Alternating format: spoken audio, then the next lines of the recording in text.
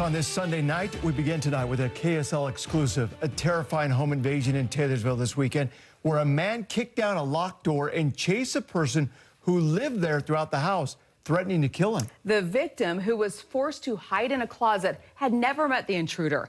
Tonight, that man is behind bars at the Salt Lake County Jail, and that's where we find news specialist Kirsten Nunez, who joins us live with this exclusive story. Kirsten? Yeah, Dan and Debbie, 42-year-old Aaron David Heaps is being held here without bail. He's facing charges of burglary and aggravated assault. Now, police tell me in this case, Heaps had no idea who the victim was, but Heaps does have a sister that lives just a few houses away from where this all happened. Tonight, I spoke with neighbors who told me what happened and how the victim is doing tonight. You can see it in hear it in his voice and see it in his body language. He was still scared, shook up about it. DeJuan McMinn hasn't seen much of his neighbor since Friday evening. Talked to him today. He's scared and he's going to stay with friends until he finds out what's going on. It was just after 5 o'clock when police say Aaron David Heaps pulled into the victim's driveway and began honking the car's horn nonstop.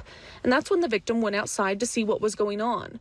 Witnesses say Heaps then started yelling, threatening to kill the victim, and chased after him. The victim ran inside and locked the door. He ran up to the door and kicked the door in and started screaming he was going to rape him and kill him. And then he went down in the basement and kicked that door in, looking for him. Investigators say the victim hid while Heaps ran around the house searching for him. If he had found him in the closet, it could have been terrifying. Right before police got there, Heaps ran out of the victim's home to his sister's a few doors down and hid from officers. He was eventually found and arrested without incident. After we spoke to witnesses and the victim, it sounded like this suspect was intoxicated and did have family that lived in the area and mistook this house for his family's house. Police and neighbors agree there's not much the victim could have done. Locking doors don't count because he kicked right through that door. Now DeJuan is doing what he can to make his neighbors feel safer in their home. I went in and put a board to the door frame for it to be secured and put some blocks in the windows. Again, Heaps is being held here without bail. Now, this all happened while Heaps is on probation in Arizona.